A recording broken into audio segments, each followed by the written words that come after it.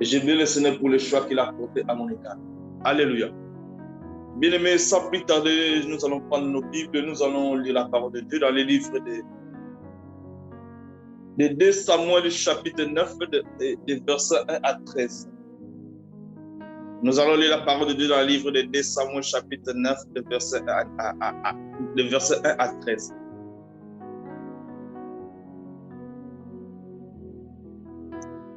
Amen. Et David dit, reste-t-il encore quelqu'un de la famille, de la maison de Saoul pour que je lui fasse du bien à cause de Jonathan? Il y avait un serviteur de la maison de Saoul nommé Tchiba, que l'on fit venir auprès de David. Le roi lui dit, es-tu Tchiba? Et il répondit, ton serviteur. Le roi dit, y a-t-il plus personne de la maison de Saoul pour que j'eusse envers lui de la bonté de Dieu? Et Tchiba répondit au roi, il y a encore un fils de Jonathan perclus de pieds. Le roi lui dit, où est-il? Et Tchiba répondit au roi, il est dans la maison, il est dans la maison de Makir, fils d'Amiel, à Lodébar. Le roi David l'envoya chercher dans la maison de Makir, fils d'Amiel, à Lodébar. Et Méphibosheth, fils de Jonathan, fils de Saoul, vint auprès de David, tomba sur sa face et se prosterna. David dit, Méphibosheth, et il répondit, voici ton serviteur. David lui dit, ne crains point, car je vais te faire du bien à cause de Jonathan ton père. Je te rendrai toutes les terres de Saoul ton père, et tu mangeras toujours à ma table. Et il se prosterna et dit, qu'est ton serviteur, pour que tu regardes un chien mort tel que moi? Le roi appela Tchiba, serviteur de Saoul, et lui dit, je donne au fils de ton maître tout ce qui appartenait à Saoul et à toute sa maison. Tu cultiveras pour lui les terres, toi, tes fils et tes serviteurs, et tu feras les récoltes afin que les fils de ton maître aient du pain à manger. Et Méphibosheth, fils de ton maître, mangera toujours à ma table. Or, Tchiba avait 15 fils et 20 serviteurs. Il dit au roi, ton serviteur fera tout ce que le roi mentionné ordonne à son serviteur. Et Méphibosheth mangea à la table de David comme l'un des fils du roi. Méphibosheth avait un jeune fils nommé Mika, et tout ce qui demeurait dans la maison de Tchiba était serviteur de Méphibosheth. Méphibosheth habitait à Jérusalem car il mangeait toujours à la table du roi. Il était boité de lait. Père, bénis cette parole. Alléluia. Alléluia. Bien-aimés, le Seigneur nous a pas mis à cœur de partager avec vous cette portion de Écritures. La Bible nous parle de David. Par rapport à ce qu'il avait fait au fils de son ami Jonathan. Le fils de son ami Jonathan s'appelait Méphibosheth. Bien-aimé, avant que je puisse rentrer dans les messages de cette histoire, j'aimerais que nous puissions remonter le temps pour que nous puissions comprendre ce qui s'est passé dans la vie, pour que nous puissions bien comprendre cette histoire. Bien-aimé, avant la création, quand Dieu avait décidé de créer la nation juive, Dieu avait porté son choix sur la nation juive pour que le monde puisse connaître son nom. Il voulait se révéler au monde au travers de cette nation. Et c'est Dieu lui-même qui conduisait les Juifs par le biais des juges et des prophètes. Dieu marchait avec son peuple. Mais dans leur marche avec le Seigneur, à un certain moment, les Juifs avaient réclamé un roi. Ils voulaient qu'il y ait un roi à la tête du pays. Et cette situation avait déplu à l'Éternel. Et à son serviteur à l'époque, c'était le prophète Samuel. Mais Dieu, dans sa volonté permissive, avait fait qu'il y ait un roi en Israël, j'ai nommé Saoul. Saoul marchait avec le Seigneur. Saoul aimait le Seigneur. Mais à un certain moment, Saoul avait désobéi à l'Éternel. Et Dieu l'avait rejeté. Dieu avait choisi l'homme selon son cœur. Dieu avait transféré la royauté à David. Alléluia. C'est la raison pour laquelle Samuel avait oint David comme roi en Israël, alors que Saoul régnait encore en Israël. Alléluia. Alléluia. Bien-aimé, Saül savait que Dieu l'avait rejeté et que David a été choisi pour les remplacer. Et la Bible déclare qu'un esprit mauvais venant de l'Éternel l'agitait. C'est la raison pour laquelle les gens qui étaient autour de Samuel avaient demandé qu'on puisse chercher un homme qui savent jouer aux instruments pour apaiser l'esprit qui apaisait Saül. C'est pourquoi on avait choisi David, le fils d'Isaïe. Et la Bible dit, Saül avait un fils qui s'appelait Jonathan.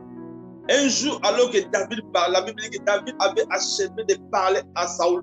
Dès lors, l'âme de Jonathan fut attachée à l'âme de David. Jonathan aimait David comme son âme. Et depuis ce jour-là, Jonathan restait David parce qu'il ne lui laissa pas repartir dans la maison de son père. Ils étaient devenus amis. Quelqu'un peut dire Amen avec nous. Alléluia. Jonathan aimait beaucoup David parce qu'il était son ami. Et Dieu, comme il avait transféré la royauté à David, avant que Saül puisse mourir, Jonathan et David avaient fait une alliance. Pourquoi Jonathan avait compris que Dieu avait transféré la royauté et que David devait devenir roi en Israël. Ils avaient fait une alliance. Après la mort de Saül et de Jonathan, après la mort de David, de Jonathan et de Saül, le fils de Saül qui s'appelait Ish-Bosheth avait succédé à son père. Il régnait en Israël. Mais David était à Juda, à Hébron. C'est là où il avait régné pendant 7 ans et 6 mois. Il régnait en Israël. Et les Juifs avaient compris que Dieu avait choisi David. C'est pourquoi les Juifs étaient allés chercher David à Hébron. Ils ont dit à David, autrefois, quand Saül était roi, c'est toi qui conduisais et ramenais ce peuple. C'est pourquoi nous sommes venus te chercher pour que tu sois roi sur nous.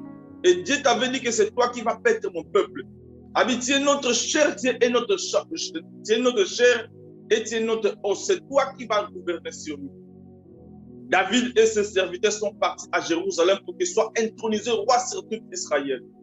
Arrivé à Jérusalem, la Bible dit que les Jébusiens, les gens de Jérusalem ont dit à David, tu n'entreras pas ici, car même les boiteux et les aveugles te repousseront. Il a rencontré une forte opposition. Mais les gens de David, ils ont utilisé la force et se sont emparés de forteresses. C'était à Sion que David avait érigé sa base. Et David commençait à régner en Israël. Alléluia. Quand David commençait à régner en Israël, il avait décrit une loi comme quoi que les boiteux et les aveugles ne rentreront pas dans sa cité question. C'était une loi que David avait décrétée à l'époque. Pourquoi? Parce que les boiteux et les aveugles s'étaient opposés à lui qu'il soit devenu roi en Israël. Quelqu'un peut dire Amen avec? Quelqu'un peut dire Amen avec? Bien aimé, quand David commençait à régner, c'est la raison pour laquelle j'ai intitulé le thème de mon message de ce soir, Dieu se souviendra de toi. Alléluia. Quand David commençait à régner à Israël, il s'est souvenu de l'alliance qu'il avait faite avec son ami Jonathan. Il a appelé ses serviteurs en disant, reste-t-il encore quelqu'un de la famille de la maison de Saül que je lui fasse du bien à cause de Jonathan? On lui a fait savoir qu'il y a un enfant de Jonathan qui habite à Lo-Débar. Il s'appelle Mephi-Bosheth. Alléluia. Mephi-Bosheth était pécu de 2 peu suite à un accident de la vie, par rapport au parcours de son père, par rapport à ce qui s'est passé en Israël.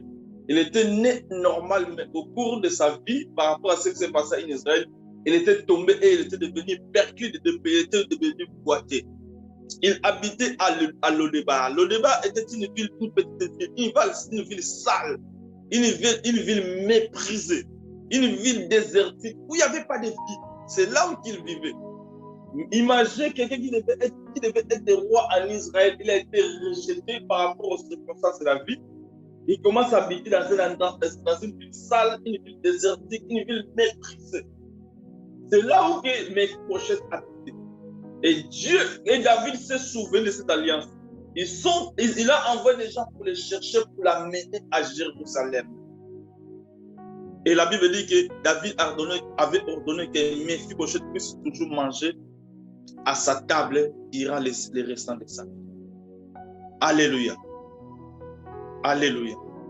C'est la raison pour laquelle j'ai intitulé, comme je vous ai dit, que le thème de mon message de ce soir, Dieu se souviendra de toi. Alléluia. David s'était souvenu de Méphibosheth à cause de l'alliance. L'alliance qu'il avait traitée avec Jonathan, le père de Méphibosheth. David avait pensé à cette alliance. C'est la raison pour laquelle il avait fait venir Méphibosheth à Jérusalem, dans sa maison, dans Sion. Or, alors que lui-même, il avait décrété une loi comme quoi que les boiteux et les aveugles ne pouvaient jamais rentrer dans sa cité, dans sa maison. Mais alors que Méphibosheth était un boiteux, il était percé de deux pieds. Alléluia.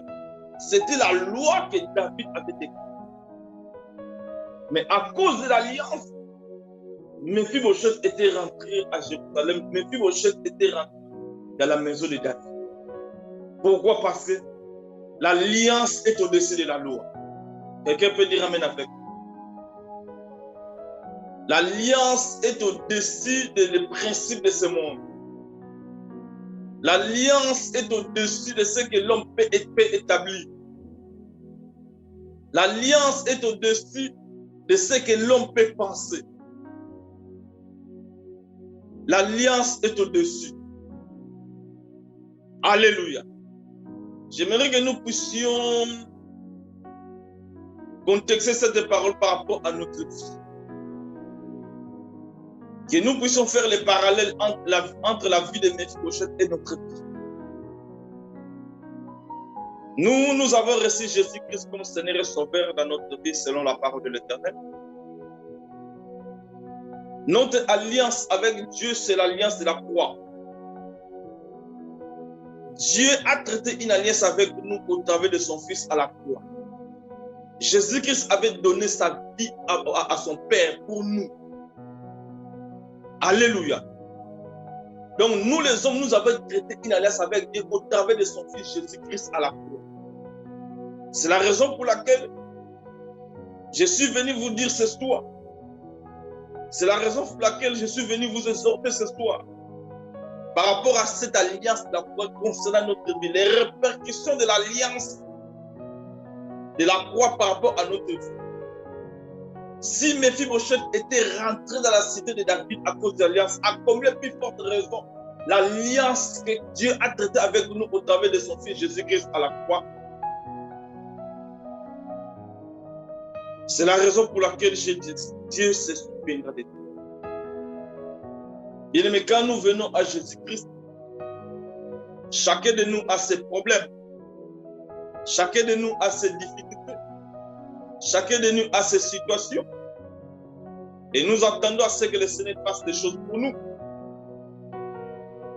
Des fois, il arrive que dans notre marche avec le Seigneur, les choses ne se passent pas comme nous entendons.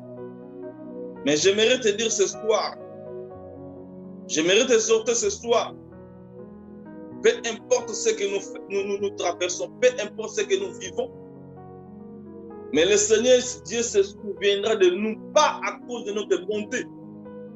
Le Seigneur Dieu se souviendra de nous, pas à cause de notre bienveillance. Le Seigneur Dieu se souviendra de nous, pas parce que nous sommes beaux et belles. Le Seigneur Dieu se souviendra de nous, pas parce que tu parles bien, tu marches, tu donnes l'argent à l'église. Mais le Seigneur Dieu se souviendra de nous à cause de l'alliance qu'il avait traitée avec nous au travers de son Fils Jésus-Christ à la croix. C'est la raison pour laquelle la Bible déclare, c'est la raison pour laquelle Jésus-Christ avait dit, Seigneur, avait dit à la croix, Père, tout est accompli.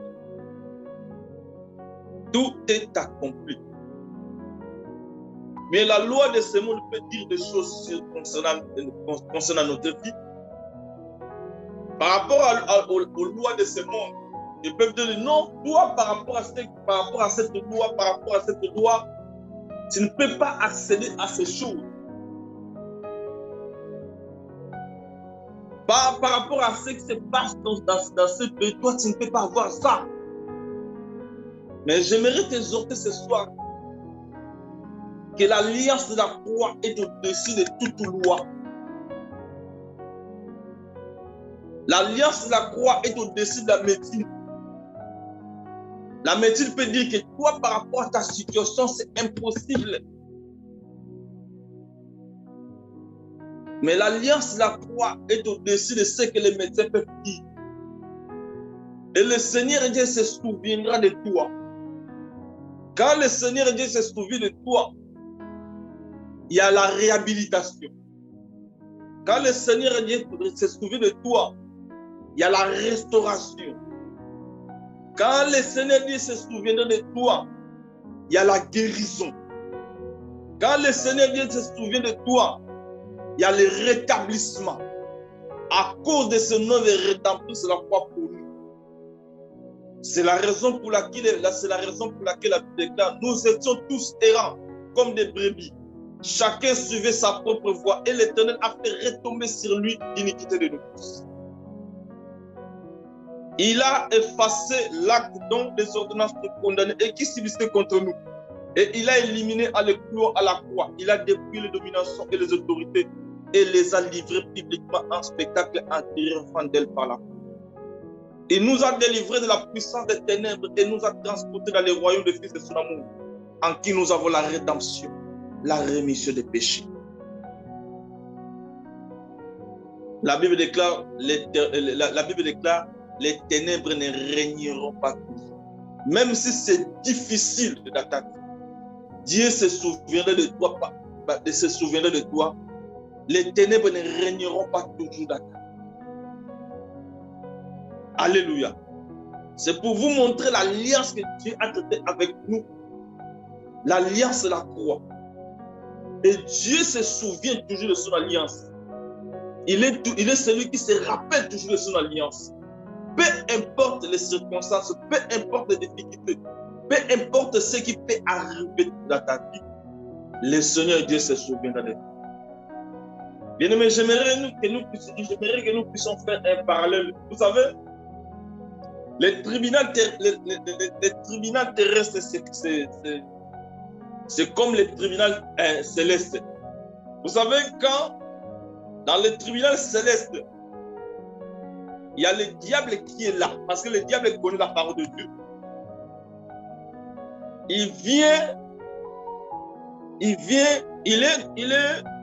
Il représente le ministère public. Le diable, il représente les parquets. Dans les tribunaux célestes, il vient rappeler à Dieu la parole de l'Éternel, ce que Dieu avait dit. J'aimerais que nous puissions faire je vais donner un exemple. Quand un homme pêche, la Bible déclare l'âme qui pêche, c'est celle qui mourra. Et quand le diable vient dans les tribunaux célestes, il dit, je peux donner un exemple. Il dit, frère, il dit, père, toi tu avais dit dans ta parole ceci, là. Par rapport à ce que ton fils Satel a fait, je ne te dis pas que Satel va mourir demain parce que je le souhaite une longue vieillesse. Par rapport à ce qu'il a fait, père, tu dois le faire mourir parce que c'est ta parole. Tu dois accomplir ta parole. La Bible déclare, l'âme qui pêche, c'est celle qui mourra. Et Dieu devait accomplir sa parole parce qu'il est juste fidèle. Et c'est à ce moment-là que Christ se présente comme notre avocat. Il dit, père, tu ne peux pas les condamner, tu ne peux pas les faire mourir parce que moi, j'ai payé un prix pour lui. Et Dieu se souvient de ce que son fils avait accompli à la croix pour nous. Quelqu'un peut dire amen avec nous. Parce que Dieu se souvient toujours de son alliance. L'alliance que Dieu a traitée avec nous à la croix au travers de son fils Jésus-Christ, même si nous péchions, le Seigneur dit, Jésus-Christ se présente auprès de son Père en tant que notre avocat. Mais Père, tu ne peux pas le faire parce que moi, j'ai payé un prix pour lui. Et Dieu se souvient de son alliance. Quelqu'un peut dire amen avec moi. Quelqu'un peut dire amen avec moi. C'est l'alliance de la croix pour nous. Bien, mais je me souviens, et je vais donner un exemple si la sœur Nénette peut le permettre. Un jour, on était dans les eaux. La sœur m'a dit, il exhortait le peuple de Dieu. Il a dit, quand j'ai été enceinte, je suis allé voir les médecins. Le médecin m'a dit, l'enfant que toi tu portes n'est pas en bon état. Tu dois avorter. En plus, toi et ton mari, il y a une incompatibilité entre toi et ton mari. La sœur ne voulait pas avorter. Elle a prié le Seigneur. Elle a prié le Seigneur parce que elle est une enfant de Dieu. Dieu s'est souvenu de son alliance. La sœur avait accouché de bonnes conditions. L'enfant est en bonne santé. Elle aussi, elle est en bonne santé. Pas à cause de ce qu'elle faisait à l'église. Pas parce qu'elle donnait des offrandes. À cause de l'alliance que Christ et Dieu avait traité avec nous au travers de son Fils Jésus-Christ à la croix. L'alliance de la croix est au-dessus de la médecine. L'alliance de la croix est au-dessus des principes de ce monde. L'alliance de la croix est au-dessus de tout ce que l'on peut penser. C'est pourquoi j'ai intitulé le Seigneur Dieu s'est trouvé avec nous. Quelqu'un peut dire amen avec nous. Quelqu'un peut dire amen avec nous. Moïse dans le désert, Moïse avait traité une alliance avec le Seigneur. Le signe de cette alliance, c'était la circoncision. Et un jour dans le désert, la Bible déclare que Dieu attaqua Moïse. Dieu voulait faire mourir Moïse. Sa femme Séphora avait compris quelque chose. Il a pris son fils, il a coupé les prépuces de son fils et il a jeté ça au pied de Moïse en disant, tu es pour moi un époux de sang. Et la Bible déclare, Dieu laissa Moïse à cause de l'alliance qu'il avait traitée avec Moïse. Pourquoi? Parce que Moïse avait oublié de faire circoncire son fils. Alléluia. Mais à cause des gestes que sa femme avait fait, et Dieu s'est souvenu de cette alliance qu'il avait traitée avec Moïse au travers de la circoncision. Le sang avait coulé et Dieu a vu le sang de son fils et il a laissé Moïse. Alléluia. Oh, notre sang, notre alliance, c'est l'alliance de la croix. Le sang de Jésus-Christ est le signe de cette alliance. Alléluia. Le sang des fils de Moïse était quelque chose de très important concernant l'alliance de la circoncision. Parce que Moïse avait oublié de faire ce que Dieu avait fait pour lui. Mais Dieu s'est souvenu de son alliance parce que sa femme avait accompli un geste. De la même manière avec nous, bien-aimés. Le sang de Jésus. Alléluia. Alléluia. Bien-aimés, c'est pourquoi, bien-aimés, dans tout ce que nous pouvons faire. Vous savez, je vais dire quelque chose. Avant de venir en Europe, j'avais senti dans ma vie, c'est comme si les choses ne marchaient pas avant que je puisse tomber malade. Et j'ai rencontré un homme, cet homme m'avait ramené dans le Seigneur. J'avais reçu Jésus-Christ comme Seigneur et Sauveur dans ma vie. Un mois après, j'étais tombé malade, sur le point de mourir. J'étais aux soins intensifs à l'hôpital général de Kinshasa. Un jour, j'étais dans les soins intensifs, j'étais très, très, très malade. Un de mes neveux est venu dormir avec moi à l'hôpital. Il était assis dans une chaise, il avait une Bible, un Nouveau Testament dans ses mains.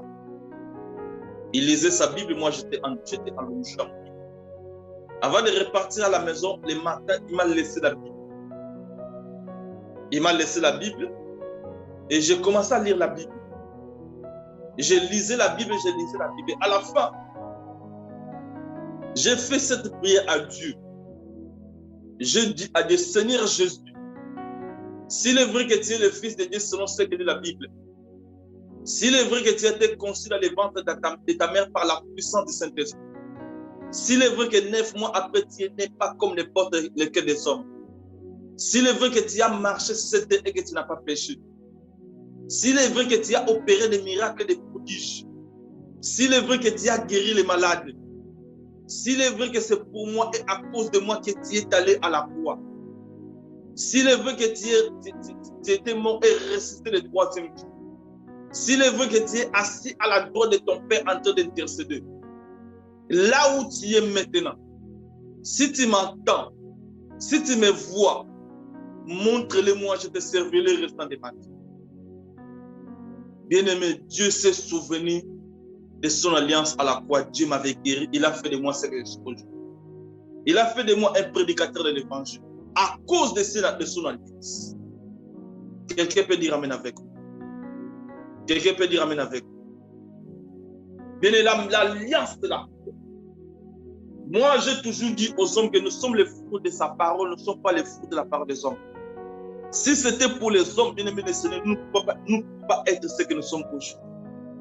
Nous sommes ce que nous sommes aujourd'hui à cause de l'alliance de la croix. Bien-aimé, peu importe ce que tu traverses, peu importe ce que tu vis maintenant dans le Seigneur. Bien-aimé, la Bible déclare, invoque-moi au temps de la détresse, je te délivrerai et tu me glorifieras. À cause de l'alliance de la croix. Quelqu'un peut dire amen avec moi. Quelqu'un peut dire amen avec moi.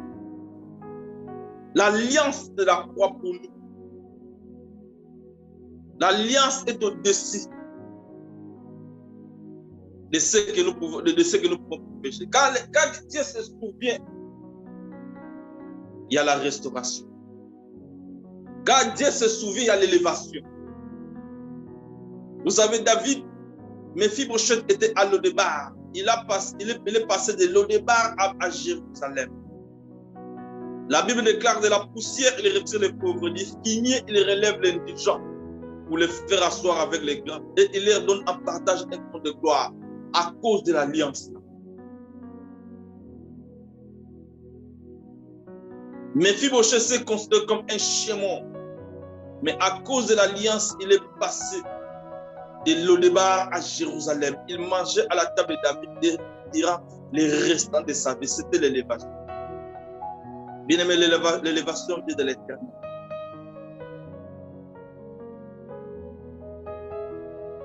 Quelqu'un peut dire amen avec moi. Amen.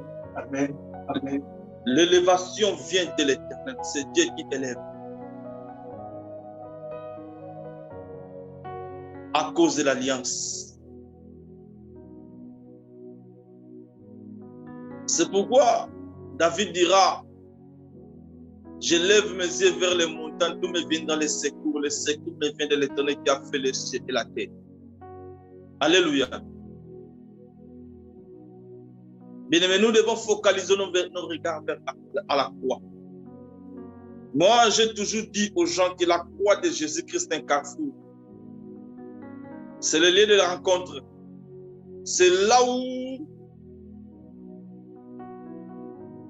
la mort c'est là où la guérison avait rencontré la mort et il a été fait. C'est là où la guérison avait rencontré. C'est là où la maladie avait rencontré la guérison et il a été fait. C'est là où la mort avait rencontré la vie. C'est là où la vie avait rencontré la mort et il a été fait. C'est un lieu de rencontre. C'est un carrefour pour nous. La croix de Jésus. C'est la raison pour laquelle la Bible déclare, car la prédication de la croix est une folie pour ceux qui périssent, mais pour nous qui sommes sauvés, elle est une puissance de Dieu. Bien-aimé, la croix de Jésus est une puissance.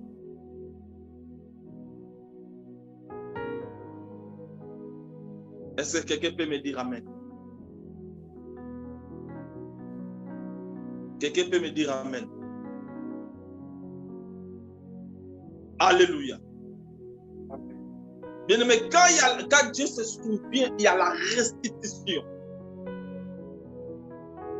Dieu va nous restituer tout ce que nous avons perdu à cause de l'alliance de la croix.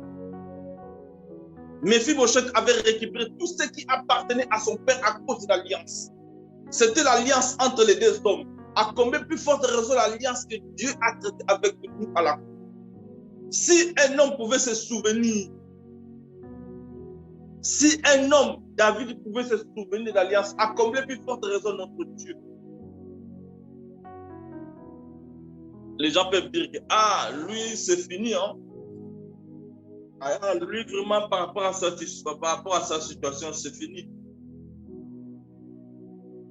Mais sans ce sont les paroles des hommes. Bien, mais quand, une fois de plus, j'aimerais que vous puissiez comprendre, quand j'étais malade, il y a mon père spirituel, la personne qui m'avait ramené en Christ. Il venait tout le temps à l'hôpital. Il venait me voir. Des fois, il faisait le pied de Kassavou jusqu'à l'hôpital général. À l'église, là où je priais, les gens lui disaient, non, frère, t'as dit, il ne faut plus y aller, c'est fini. Tu perds ton temps pour rien. Il ne faut plus y aller, Blanchard, c'est fini, c'est fini. Mais lui, il venait toujours à l'hôpital. Pourquoi? Parce qu'il avait entendu quelque chose de la part du Seigneur concernant ma vie. Quand il priait pour moi, Dieu lui disait toujours, va à l'hôpital, je suis l'Éternel.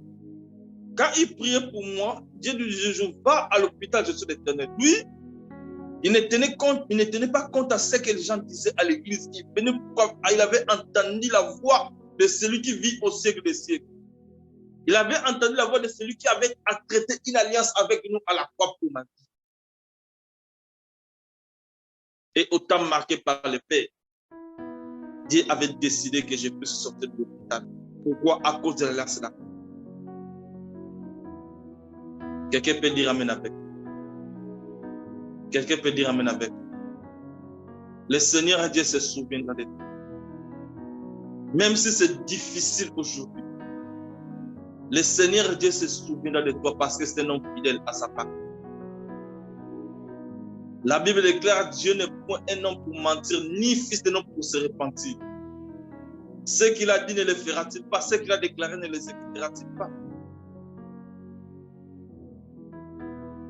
La Bible déclare, celui qui vous a appelé est fidèle et celui qui le fera. À cause de l'alliance de la foi. Alléluia. Alléluia. L'alliance de la foi. Bien-aimés, focalisons nos regards à la croix. Vous savez, les Juifs, dans leur marche avec le Seigneur, ils avaient toujours tendance à abandonner le Seigneur. Et la Bible déclare que quand les Juifs avaient péché, Dieu leur avait envoyé des serpents. Les serpents commencent à mordre des enfants d'Israël. Et la Bible déclare que les Juifs mouraient. Et Dieu dit à Moïse d'ériger un serpent d'airain, afin que quiconque qui sera mordu par les serpents puisse se focaliser vers son regard à ce serpent d'airain pour qu'il puisse conserver sa vie. Or, le serpent d'airain que Moïse avait élevé dans le désert était la préfiguration de Jésus. Quelqu'un peut dire amen avec nous. C'est pourquoi, bien aimé, nous devons toujours focaliser nos regards vers le Seigneur. Nous devons toujours focaliser nos regards par rapport à ce qu'il avait accompli à la croix, par rapport à son œuvre rédemptrice sur la croix pour notre vie, par rapport à cette alliance, pour que le Seigneur puisse accomplir par sa puissance son destin bien fait dans notre vie.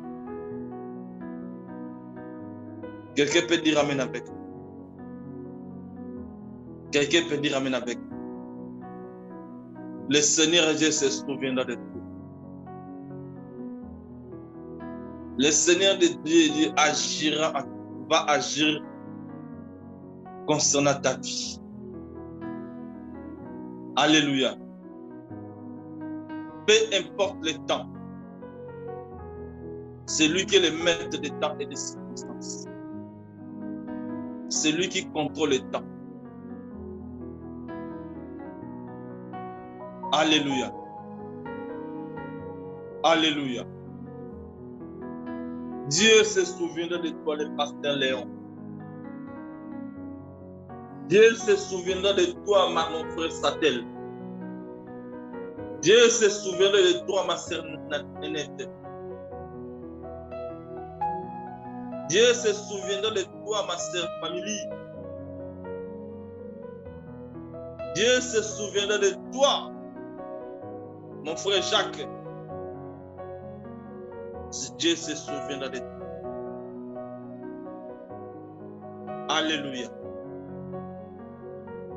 Alléluia. Parce qu'il est Dieu, parce qu'il est fidèle. Alléluia. Alléluia. J'aimerais que nous puissions chanter pour le Seigneur.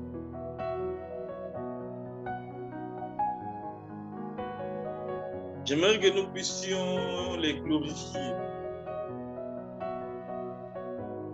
J'aimerais que nous puissions les rendre gloire ce soir. Par rapport à ce qu'il va accomplir dans notre vie. Par rapport à son œuvre rédemptrice à la croix. Jésus-Christ à la croix avait accepté la mort atroce. Il avait accepté l'ignominie, le mépris, le rejet pour que nous puissions être sauvés.